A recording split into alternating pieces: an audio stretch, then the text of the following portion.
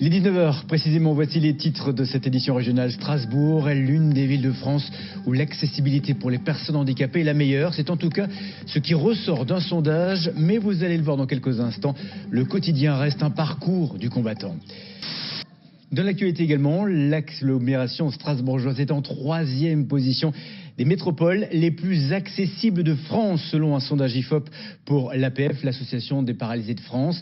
Mais ces résultats cachent des disparités. Dans ce sondage, il apparaît surtout, regardez, que seulement 24% des personnes interrogées trouvent l'Eurométropole accessible. Pour le vérifier, Marielle Mann et Valérie Ruiz-Souris ont suivi 2 personnes en fauteuil dans les rues de Strasbourg.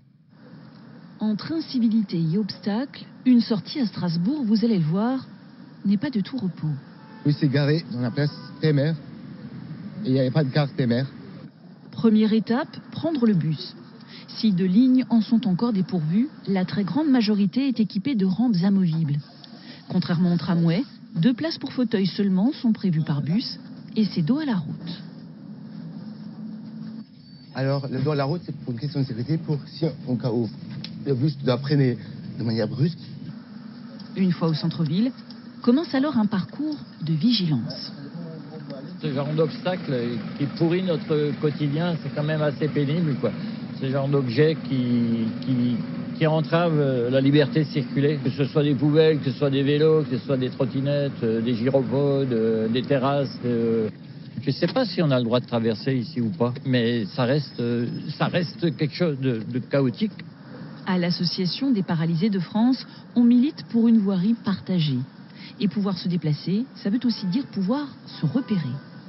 Pour une personne autiste ou une personne qui a une difficulté mentale ou même un malvoyant, d'avoir comme ça des objets, des cercles ou des kaléidoscopes type, c'est perturbant pour eux parce qu'ils ont du mal du coup à se repérer dans l'espace.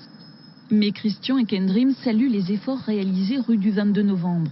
Sur cette portion, toutes les entrées de commerce et de logement sont maintenant de plein pied. Sur les portes vitrées, vous avez des bandes de vitrophanie, on appelle ça, qui permettent de détecter la paroi vitrée, quoi. Un nombre de personnes qui sont cassées le nez contre une porte vitrée. En fait, c'est pas de l'accessibilité, ça c'est juste du bon sens. Du bon sens et une meilleure qualité de vie pour tous, c'est ce que prône l'APF. Les évolutions se font lentement.